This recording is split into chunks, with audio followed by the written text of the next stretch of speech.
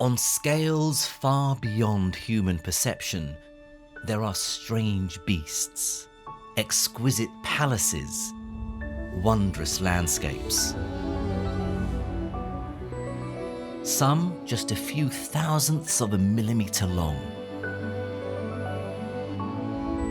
Others dominate the vast expanses of the cosmos. Thanks to groundbreaking new technologies, I'm setting out to explore these hidden worlds. Mind-blowing to look at that. Each one of these dots is a galaxy. It's sending you a daily email from space. At the tiniest and the largest scales, I'll see how the laws of physics have bizarre consequences, overturning everything we thought we knew. My journey will take me to the frontiers of modern science, revealing our latest discoveries and our biggest unanswered questions. This is the story of how the universe works at scales we can't normally see, from nanoparticles to galactic superclusters.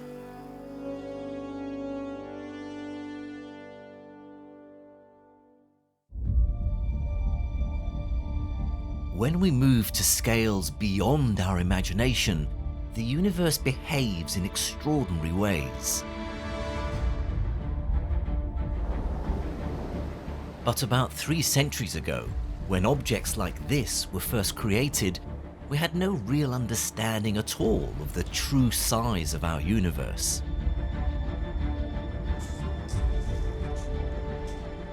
You might recognize this. It's called an orrery. And it's a beautiful little mechanical model of the solar system.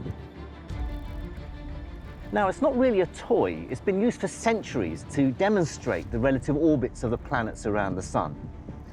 But you shouldn't take this model literally, because it's not to scale, both in terms of the relative sizes of the planets and their distances from the sun.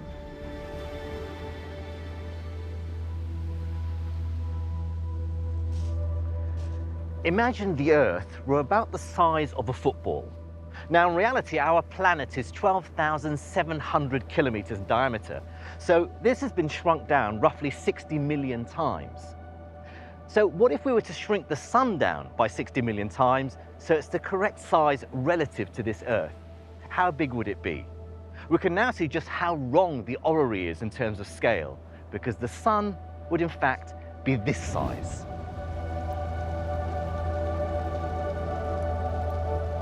The sun is over 100 times the diameter of the Earth. You could fit 1 million Earth-sized planets inside it. The sun's mass is the source of its immense gravitational power over the whole solar system. The next question is, on this scale, how far apart should the Earth and sun be? Again, this is very different from the orrery, because if the Earth is here next to me, the sun would be 2.5 kilometers away. The distance between the Earth and the sun is actually a very significant figure in astronomy. You see, in space, distances are so vast that using kilometers soon becomes very impractical. And so astronomers have come up with their own units of measurement. And as it happens, the distance between the Earth and the sun is one of them. The sun is 150 million kilometers from the Earth, a distance known as 1 astronomical unit. So our neighboring planet Mars orbits the sun at an average of 1.5 astronomical units. The asteroid belt, containing millions of floating rocks, orbits it between 2 and 3 AU. Jupiter orbits at an average of 5 AU. Saturn at 10 AU. And Uranus at 20 AU. And Neptune orbits at an average distance of 30 AU. Many of us think this is the end of the solar system. But if you travel beyond the planets to about 120 AU from the sun, you'll encounter a giant, mysterious structure which helps protect us here on Earth. It's a bubble called the heliosphere. The heliosphere was only discovered in the middle of the 20th century, but astronomers of earlier times did glimpse hints of its existence. The clues were in the behavior of comets, icy bodies of rock and dust which orbit our sun at different distances. Comets have two tails, which develop as they approach the sun, and they point in slightly different directions. One of them is made of dust, and it often trails behind the comet in a kind of arc. But the other straight tail, called the ion tail, is made of gas, and that's the one we're interested in. Here's the puzzle that baffled the astronomers of the past. The ion tails of comets always point away from the sun. It's as though there's a wind being produced by the sun. But how can this be possible? I mean, space is empty, isn't it? How can there be a wind blowing through empty space? A clue to this cosmic mystery can be seen when there's a total eclipse of the sun.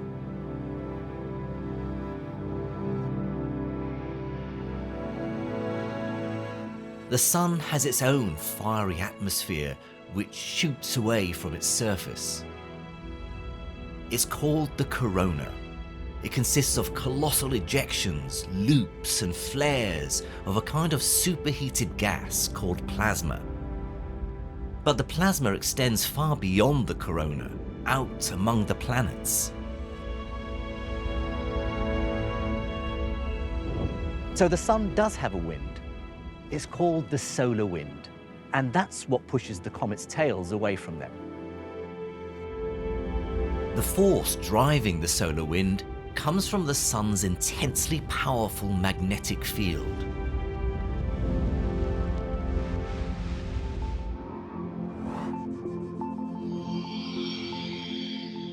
And I guess a lot of people don't realize that the sun even has a magnetic field. Yes, it does, that's right, just like the Earth. Now, the sun's is a bit more complicated and it varies, it's a bit more dynamic, but the basic principles are just the same. At its most basic level, the sun's magnetic field is quite similar to that of this bar magnet. And you can see quite clearly that there are regions near the equator where the magnetic field lines are basically closed, they're closed loops, whereas over the poles the magnetic field lines actually point out further into space. At the sun's surface, the magnetic field lines twist and turn, raising the temperature to millions of degrees. This heat makes the charged particles move so fast that they break free of the sun's gravity. The particles then flow out along the magnetic field lines to become the solar wind. Here they're trapped, here they can get away far from the sun, and that's what forms the solar wind. Tim has another demonstration to show how the solar winds create the enigmatic heliosphere.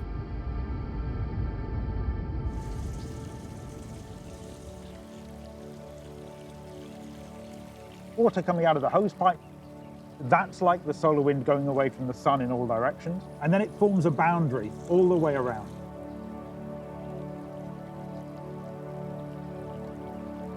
The water flowing outwards from the hosepipe collides with the water already in the pan, creating a turbulent boundary.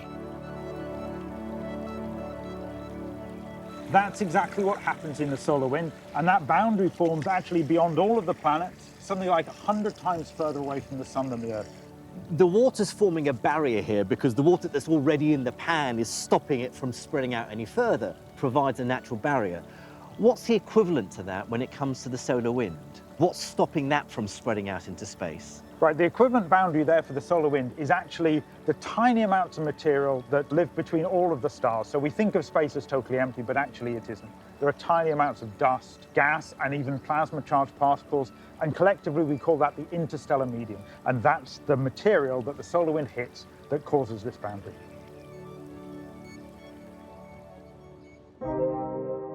The interstellar medium, the stuff which the solar wind is flowing into, is mostly composed of gases, especially hydrogen and helium.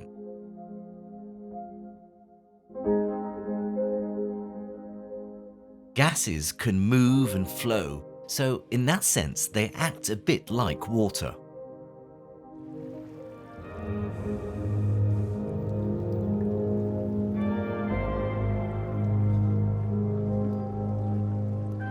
If we do think of space as a fluid, then the heliosphere is a bit like a boat carrying us through the interstellar medium.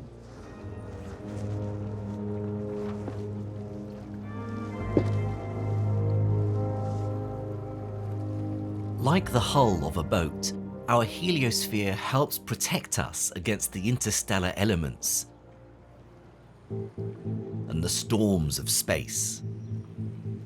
Space doesn't just contain gas and dust. It's also contaminated with irradiation produced by cataclysmic events like supernovae. Fortunately for us, the magnetic bubble of the heliosphere also acts as a shield, scattering and deflecting much of this radiation and preventing it from reaching us. So, in a sense, our heliosphere is like a life raft, carrying us through the vast and dangerous waters of space. As it pushes its way through the interstellar medium, the heliosphere even creates a bow wave, just like the bow wave at the front of a boat. It's thought that most, if not all, stars have heliospheres. Our telescopes have taken photographs of other stars whose heliospheres are clearly visible. Sometimes we can even make out the bow wave.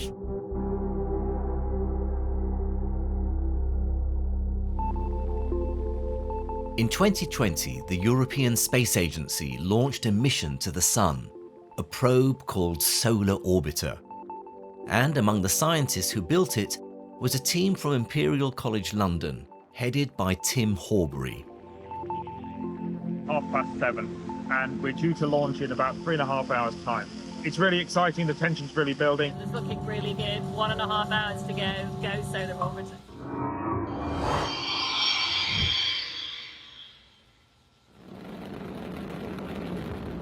You see it launch, and then we get this feeling, it's like a vibration of the launch because it's such a powerful event. Just makes you tingle because you know that it's your baby almost, off it goes.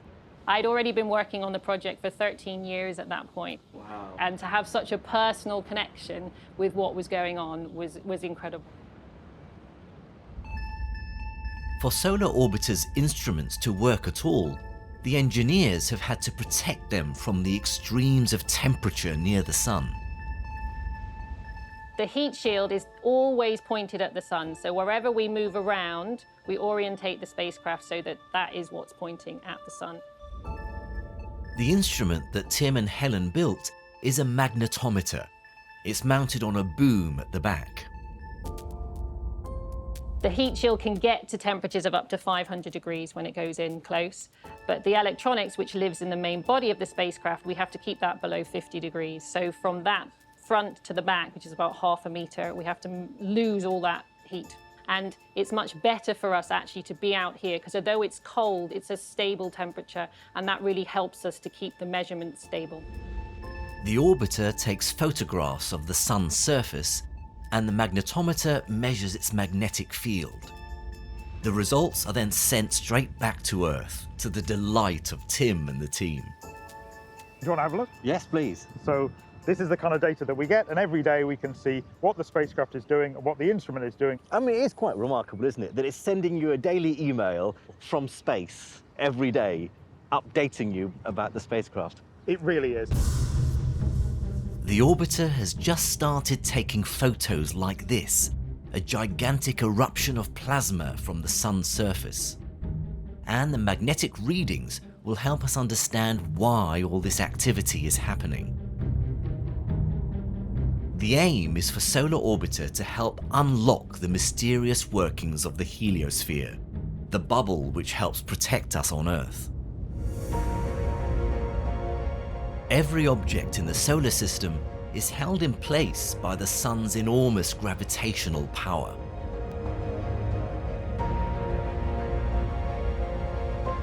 And as we move beyond the heliosphere to around 100,000 AU from the Sun, it's thought there's one more massive structure out there, a sphere of icy objects called the Oort cloud. At these scales, we start using a new unit of measurement, the distance light can travel in 1 year. So the Oort cloud is believed to extend up to 3 light years in diameter. Now, traveling outwards, I'm going to leave our solar system behind.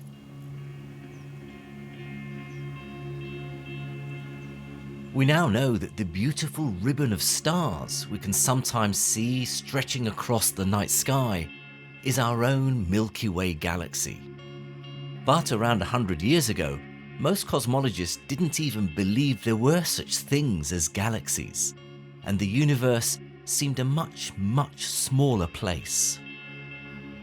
In the first decades of the 20th century, one of the biggest debates in cosmology revolved around a fundamental question: just how big is the universe? Many astronomers believed that everything we could see in the skies, in fact, every object in the universe, was part of one continuous giant structure of stars, dust, and gas, all clumped together. So the argument went, what we refer to today as our Milky Way galaxy was in fact the entirety of the universe. But some astronomers thought differently. They argued that our universe is composed of an unknown number of galaxies, colossal, independent islands of stars located at vast distances from each other. So our Milky Way would just be one galaxy among many. Now, if that idea was right, then the universe would have to be far, far larger than had ever been suspected. The debate revolved around some mysterious objects in the sky, fuzzy patches of light called nebulae. Although they were very faint, improving technology meant astronomers could start to get to grips with them. Telescopes of the time were even able to make out structure in some of these cloudy objects, like this large nebula in the constellation of Andromeda, photographed around 1901, 1902. Some astronomers argued that nebulae like this were relatively close to us, large clouds of dust, perhaps, where new stars were being born. But others argued that nebulae were independent galaxies in their own right, made up of billions of stars at mind-boggling distances away from us. The debate was solved to a great extent thanks to the astronomer Henrietta Swan-Leavitt. For many years, her work was largely ignored, but it's finally being acknowledged by a new generation.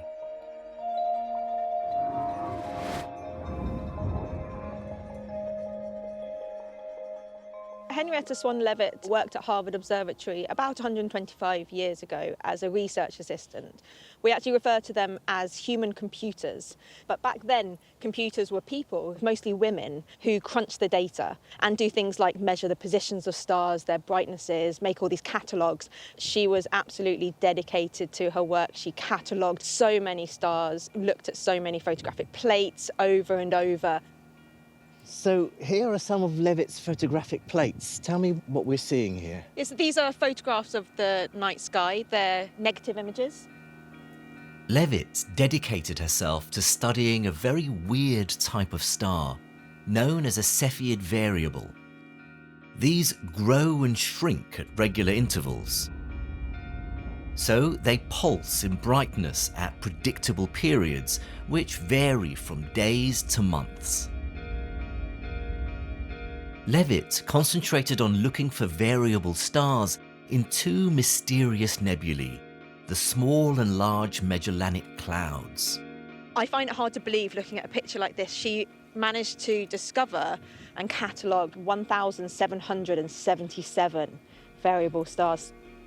Mind-blowing to look at that and think about how kind of painstaking that work must have been. And looking at these stars, she noticed something that I think really just changed our understanding of the universe forever. Leavitt realized that there was a strict relationship between how intrinsically bright these stars are and how quickly they pulse. So if we look at these 4 pairs of lights, the pair at this end are clearly the dimmest, but they also flash the quickest. Exactly, yeah. The brightness increases, but the flashing slows down, And at this end, these are the brightest pair, but they're also flashing the slowest. And that's exactly what Leavitt noticed, that the brighter stars flash more slowly and the dimmer stars flash more quickly. And it's really what her main contribution to astronomy has been. Here's the reason for its importance. If we see two Cepheid variable stars and they're pulsing at the same rate, then we know they must also have the same brightness. So if one seems dimmer to us, then we know that it must be further away. Leavitt had found a way we can measure huge distances in space. In 1923, Edwin Hubble pointed a telescope at the mysterious Andromeda Nebula, and he found that it contained a Cepheid variable. He measured its pulse rate to be very slow, 31 days. So, using Leavitt's discovery, he could calculate that it must be very, very bright. But because it looks so faint when seen from Earth, it must be very, very far away. In fact, the Andromeda Galaxy is 2.5 million light-years away. So the mystery of these faint, wispy nebulae was solved. As suspected, some of them are indeed collections of gas and dust relatively close to Earth. But others, like Andromeda, are their own independent galaxies, floating at unimaginable distances from us. So now that we can identify which celestial objects are part of the Milky Way, we can create a map of it, starting with our solar system.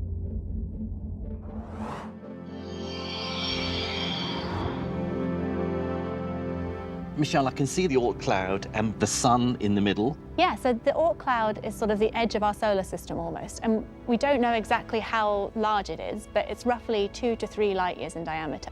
Okay, let's see what else is in our local neighborhood if we zoom out a bit more.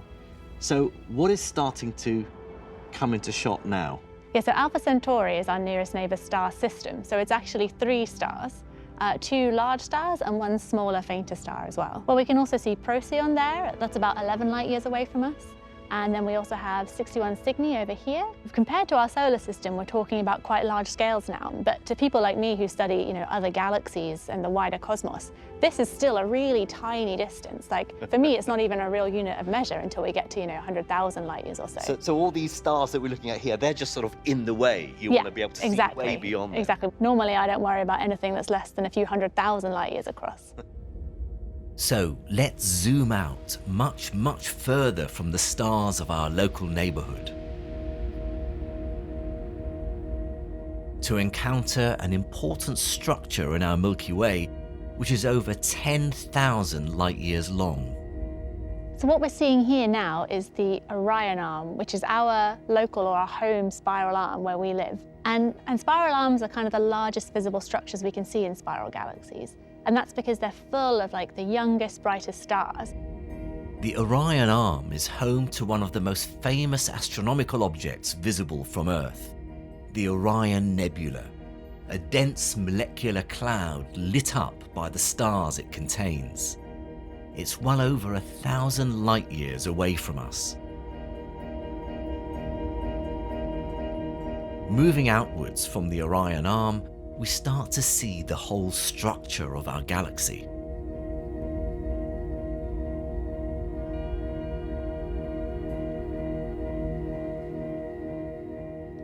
Okay, wow.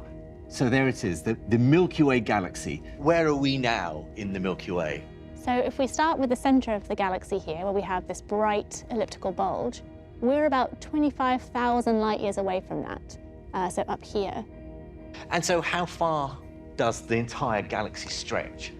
So we don't know exactly, but we think roughly from end to end, it's about 100,000 light-years across. It's the force of gravity which creates all this structure.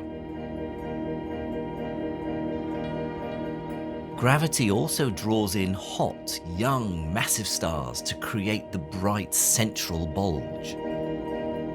In some regions of our galaxy, the interstellar medium is drawn together into areas of high density, where turbulence sculpts the gas and dust into astonishing shapes.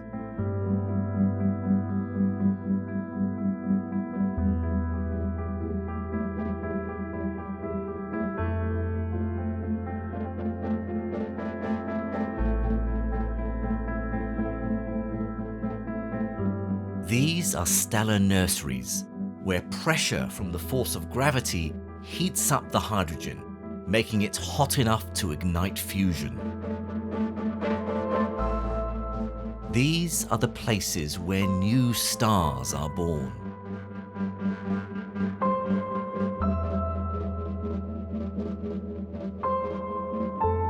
But by studying the operation of gravity at a galactic scale, we've encountered a mystery. As our galaxy revolves around the center, what keeps it all together is the mass of all those stars and gas and dust acting as a kind of gravitational glue.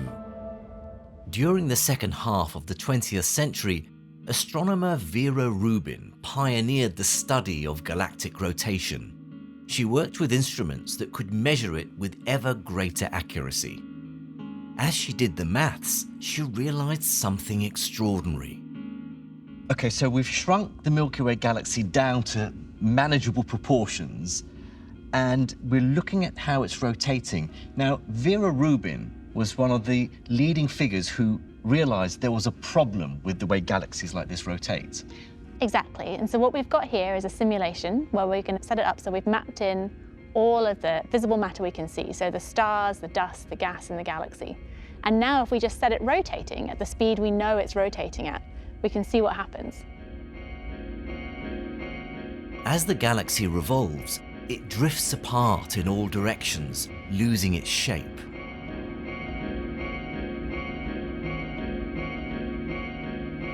Okay, so it's not holding together. There's clearly a problem. Precisely, and this is what Vera Rubin realized. And the problem is, if we just take all the mass that we have here and add it up, there's not enough, it can't provide enough gravity to stop the galaxy from flying apart when it's rotating. Rubin came to an astonishing conclusion. Either our theories of gravity don't apply universally at large scales, or there's a huge amount of matter there which we can't see. It's now thought that perhaps around 85% of all the matter in the universe is composed of what's known as dark matter. We can't detect it directly, but it must be there to hold our galaxy together. Most cosmologists now think our galaxy is surrounded by a halo of dark matter, a kind of scaffolding which keeps it from flying apart. Some estimates say it could be up to 2 million light-years across. The light we can see with our own eyes reveals just a small fraction of what's really out there. That's because many astronomical objects give off radiation right across what we call the electromagnetic spectrum. This is the electromagnetic spectrum. On this end, you have gamma rays, which have the shortest wavelength and the highest energy, then X-rays, and then ultraviolet. On this side, you have infrared radiation, and then microwaves, and finally radio waves, which have the longest wavelength and the lowest energy. And this slice in the middle, this is visible light. It's what our eyes have evolved to see. The rest of the spectrum is, to our eyes at least, invisible. In the past few decades, we've launched telescopes into space that can photograph the universe across the spectrum.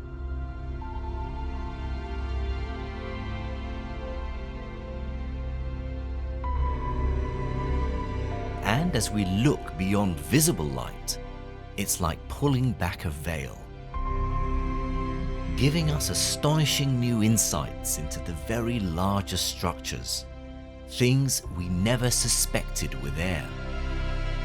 Astronomers take photographs of the same object with instruments sensitive to different wavelengths. They then combine these to produce images that our eyes alone would never see.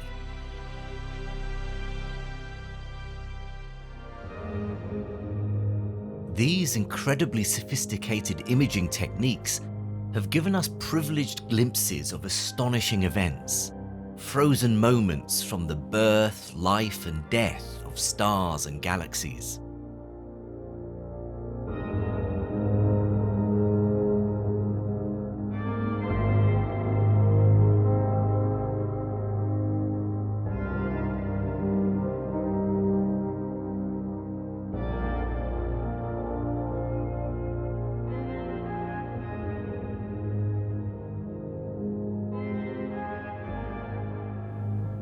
our ability to penetrate the mysteries of the cosmos has also led to some bizarre surprises.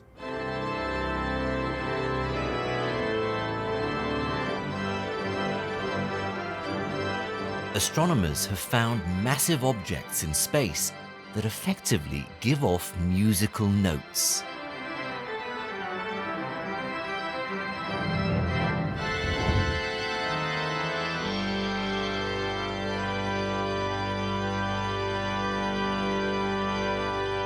The obvious question that people would ask is, how can you hear sound in empty space? In space, no one can hear you scream.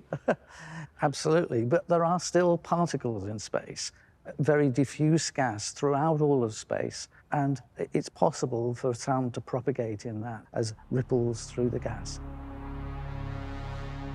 Using an X-ray telescope called Chandra, Andrew and his team took these photos of a region of space 250 million light-years away. They show massive energy bursts, shock waves rippling out through the interstellar medium.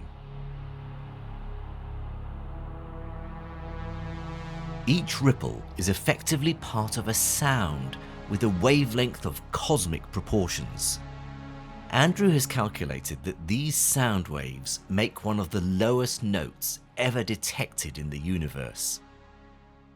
You've calculated that the sound is a B flat. Indeed. Which is why we're here, because George, who's the senior organ scholar here at St John's Chapel, is going to play us some notes. First of all, George plays us a B flat in the mid-range of the organ. Every time George goes an octave lower, he has to double the size of the organ pipe he's using. 3 octaves down, and he's using the longest pipe at his disposal, and the note is getting to be as low as we humans can hear. You can almost hear the individual oscillations. Yes. It's like a pneumatic drill. So we've gone down 3 octaves. Yes, yes. But to get to the sound, We have to go down another 54 octaves. So we're going to have to keep doubling the size 54 times, and it would then be galaxy-sized. the organ would have to be the size of a galaxy. Yes.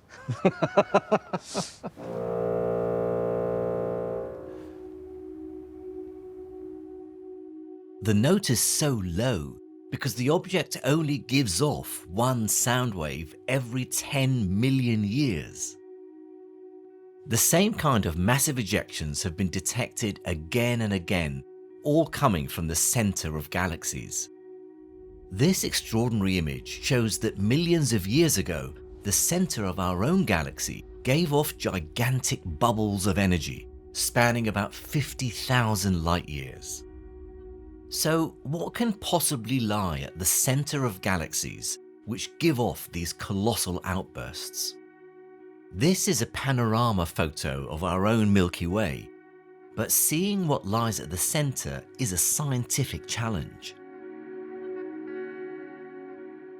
In order to see what's at the center, why isn't it simply a case of pointing our telescopes at the core of the galaxy and just looking? It's because of this black stuff. It's dust particles that lie between the stars. They're produced by the stars, but they're all over this interstellar space. Wherever you look, there is going to be dust. It's material that's not dissimilar from smoke, and you know how smoke blocks light. Essentially, it becomes impenetrable when you're looking along the plane of the galaxy. Fortunately, dust is only a problem in the visible part of the electromagnetic spectrum. Andrew shows me the same view of our galaxy using a telescope that detects infrared radiation, not visible light. And in the infrared, we can see through the dust. Looking through, we can see many more stars. There's 100 billion stars in the galaxy.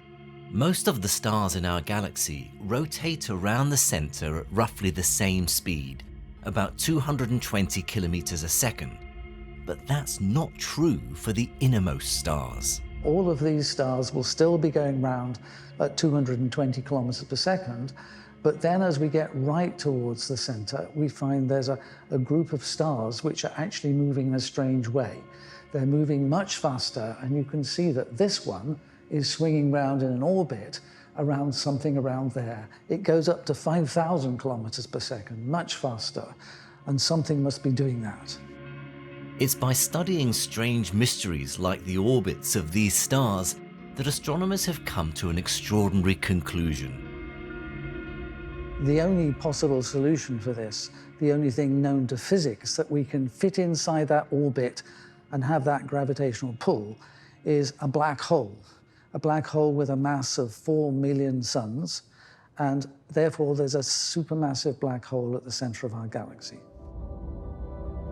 A black hole is formed when matter, such as a massive star, implodes, becoming so dense that not even light can escape its gravitational pull.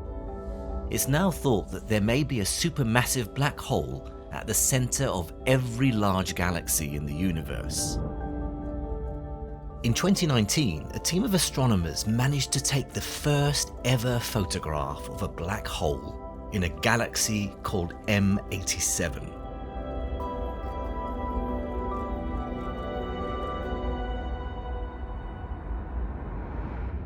A key issue here is that the black hole itself cannot emit anything. Light only falls into it, it doesn't come out of the black hole. And what we can see is emission from material swirling round the black hole.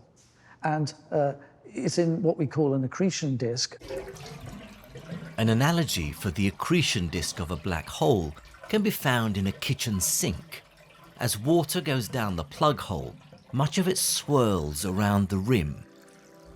In supermassive black holes, some matter is swallowed, some swirls around, forming the accretion disk. The result is an astonishing buildup of heat caused by friction. It gets to hundreds of thousands of degrees. All of the emissions from the accretion disk, which include jets, it releases an enormous amount of energy. We're now pretty sure this is the answer to the puzzle of the giant outbursts. They're coming from the supermassive black holes at the centers of galaxies. Andrew believes these black holes have had a fundamental role in shaping the galaxies around them. The jets of high-energy particles and radiation are believed to have triggered the formation of generations of stars. Andrew has also found that these explosions of energy can blow the interstellar medium out of a galaxy, halting star formation.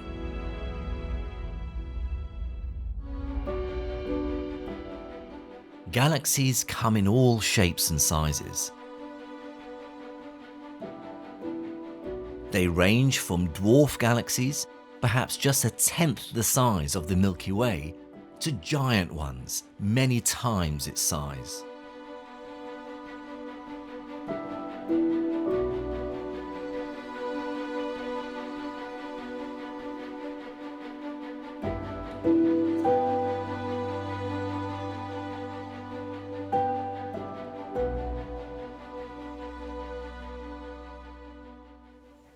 It's now thought that there may be up to 2 trillion galaxies in the observable universe.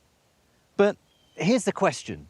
Do all these galaxies just float around by themselves, moving through space serenely as independent objects, as lone travelers? Or do they come together as part of even larger structures? And how can we even answer that question?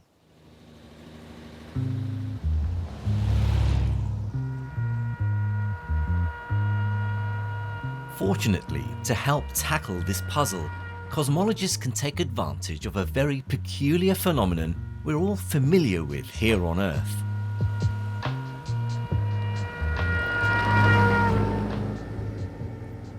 What you heard there was the famous Doppler effect.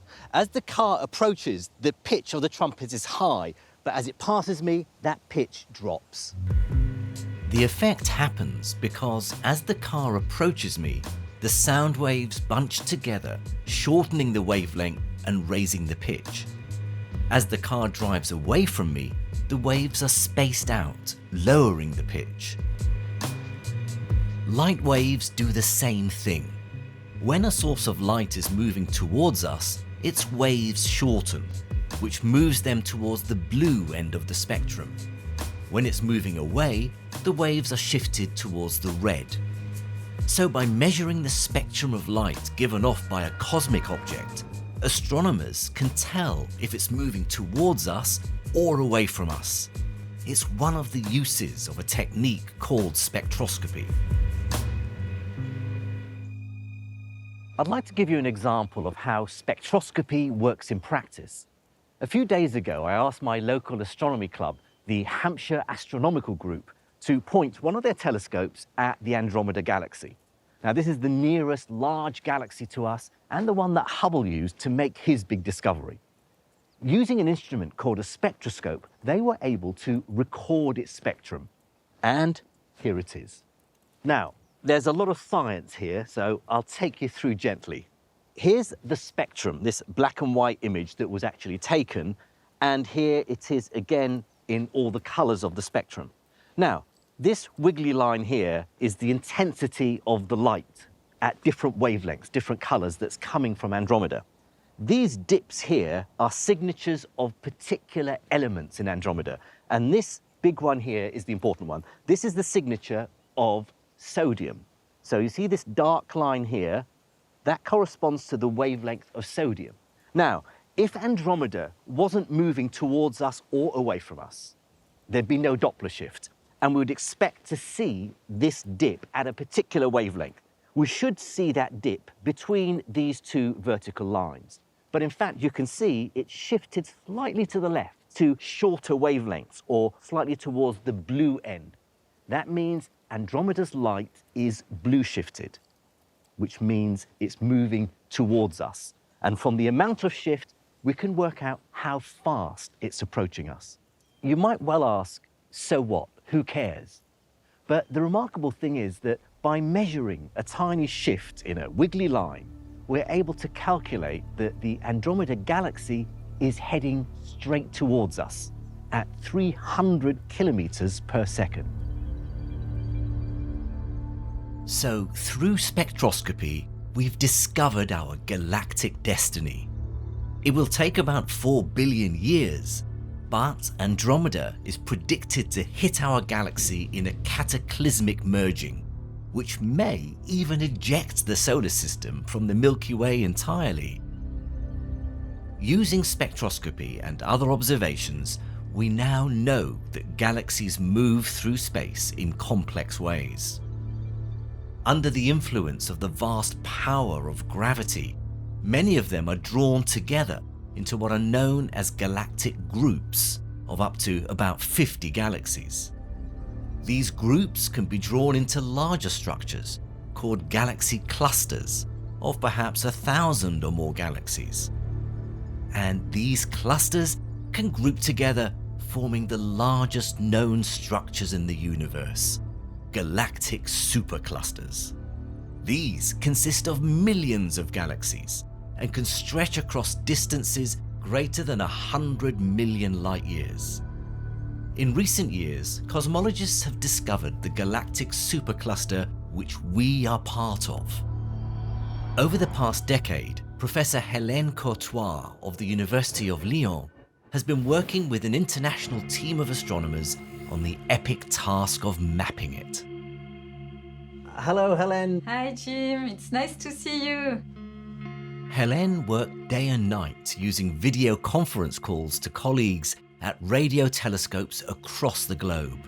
These telescopes are in different time zones, so when do you sleep? Yes, we sleep when we can. But I love observing, so I always try to be on all the shifts. I've seen you describe yourself as a cosmographer. Yes. What does that mean? So it's someone who is making maps. I try to find out where are the other galaxies compared to our galaxy, and then I measure distances and coordinates on the sky of those galaxies. And my specialty is not only to make maps, but to map the motions of the galaxies in the universe. So I am a dynamic cosmographer. I'm going to do galaxies all my life because what I want to see when I open my computer, I want to see beauty. So every morning I look at what the telescope have been running in the night and I see galaxies all the time. I don't want to do any other job. First, Helene and colleagues plotted the positions of many thousands of galaxies, creating intricate 3D maps like this. Each galaxy is just a little dot. Then they measured the spectrum of every single galaxy to see if it's blue shifted or red shifted. And that meant they could work out the direction in which each galaxy is moving and at what speed. They found tens of thousands of galaxies all flowing in the same direction, forming a giant supercluster. And they fly like this, like a dance. So the motions of galaxies are correlated. They travel together. They are not like with random motions. In some part of space, they travel together, and this is how we make this discovery. In 2014, they made an astonishing announcement. They'd mapped the giant supercluster in which our own galaxy resides. They gave it a Hawaiian name, Laniakea. Its true size is incomprehensible to our minds, confined as we are to our earthbound scales, shapes, and sizes. But there are landscapes here on our planet which can give us an inkling of what Laniakea must be like. To help us understand what these galactic superclusters look like, cosmographers like Helene often use the analogy of a river system, with smaller streams flowing into larger streams, which then flow into rivers, all heading towards the sea. At the largest scales of the universe, galaxies move together through space along pathways which resemble rivers. The power of gravity makes raindrops fall into streams and streams to flow downhill into rivers.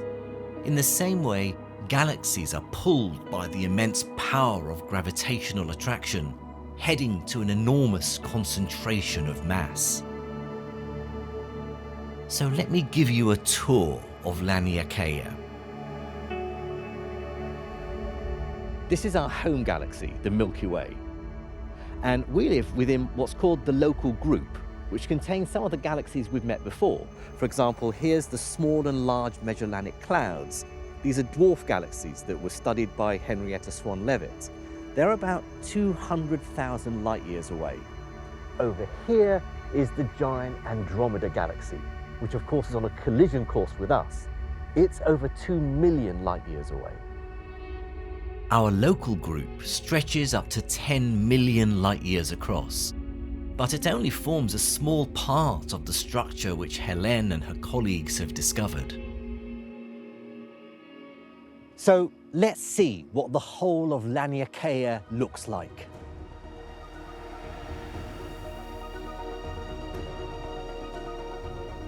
Each one of these dots is a galaxy, and each one of these lines is a pathway that they follow.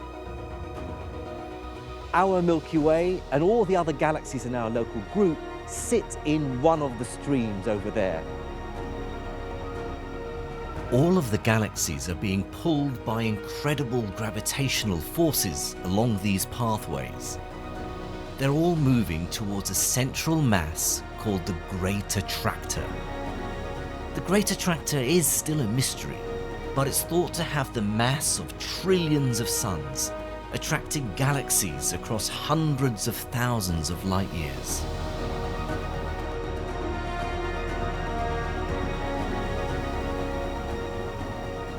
And there we have it, our home in the universe. Laniakea contains about 100,000 galaxies like ours and 100 trillion stars. It stretches across 500 million light years. Looking at all of this, you can see why they called it Laniakea. It's a Hawaiian term meaning immense heaven.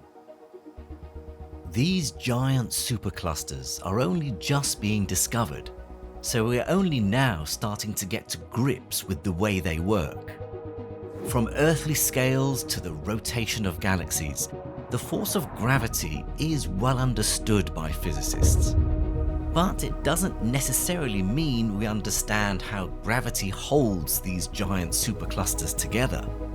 So cosmologists like Hélène use superclusters to investigate the workings of gravity at the very largest scales. Our question, our physics question, is gravitation. How does it work on large scale? Does it work just like on Earth? And was it always the same in time? So we use the universe as a lab with huge masses, the galaxies. From the infinite small to the infinite large, it's the main question of physics of the 21st century. We still miss the full understanding of it. By studying superclusters, a few cosmologists are beginning to question some of our most cherished scientific principles. According to our current model of cosmology, the laws of physics suggest that structures much bigger than Laniakea cannot exist. If I look at this sheet of sandpaper, at this scale, it looks completely uniform. There's no pattern to it. But if I zoom in using this portable microscope connected to my laptop, suddenly I see structure, mottled colors of black and brown and yellow, shades and speckles, which are completely invisible when I'm zooming out looking at the whole sheet.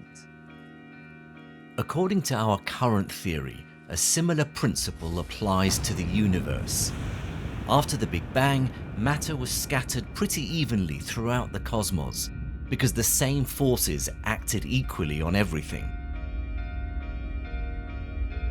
The power of gravity brought together galaxies and then galactic clusters, but over a certain size, gravity is too weak to bring structures together. Like my sandpaper, the universe should appear featureless. This is what's called the cosmological principle, and it's one of the foundational pillars of modern cosmology.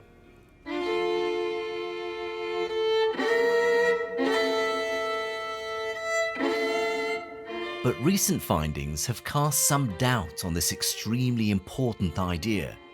Remarkably, one of those discoveries was made by a student.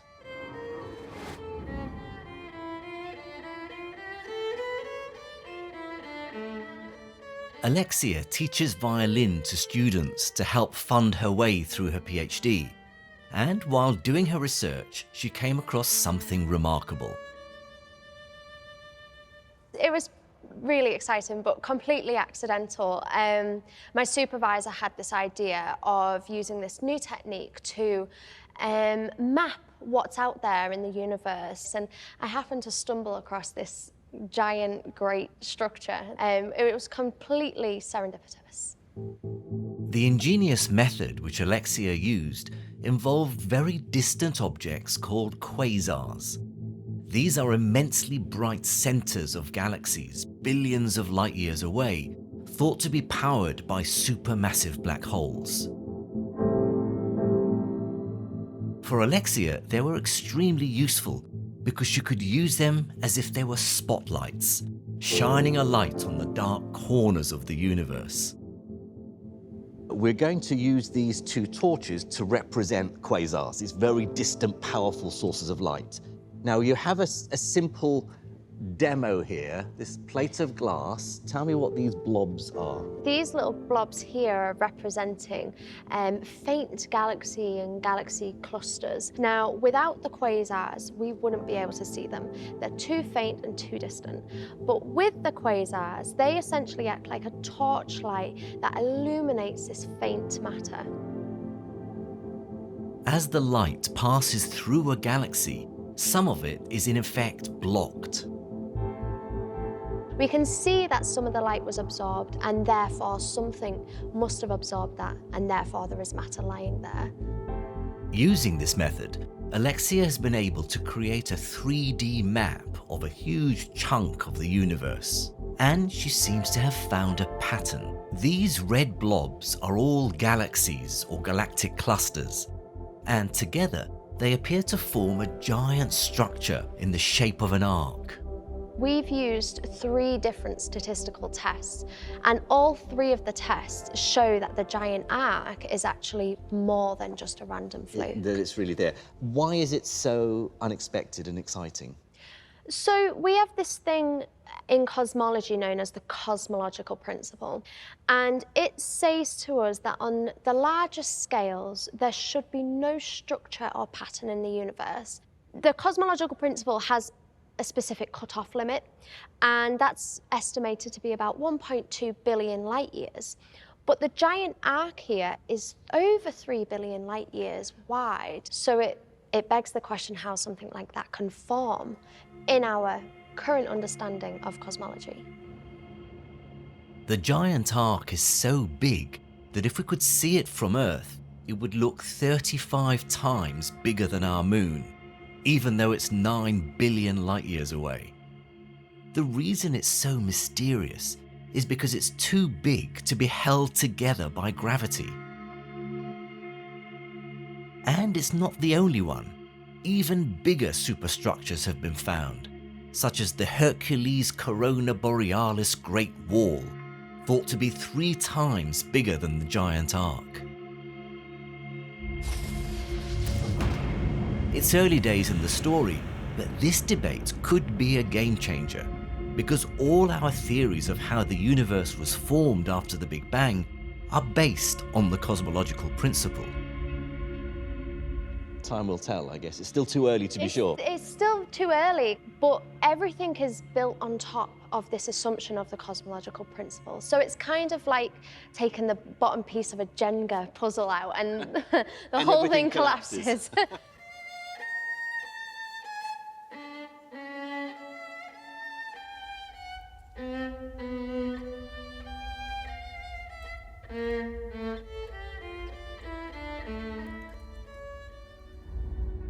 Carrying out investigations at these mind-boggling scales continues to challenge our most cherished beliefs, transforming everything we thought we knew about how the universe behaves and how we came to be here.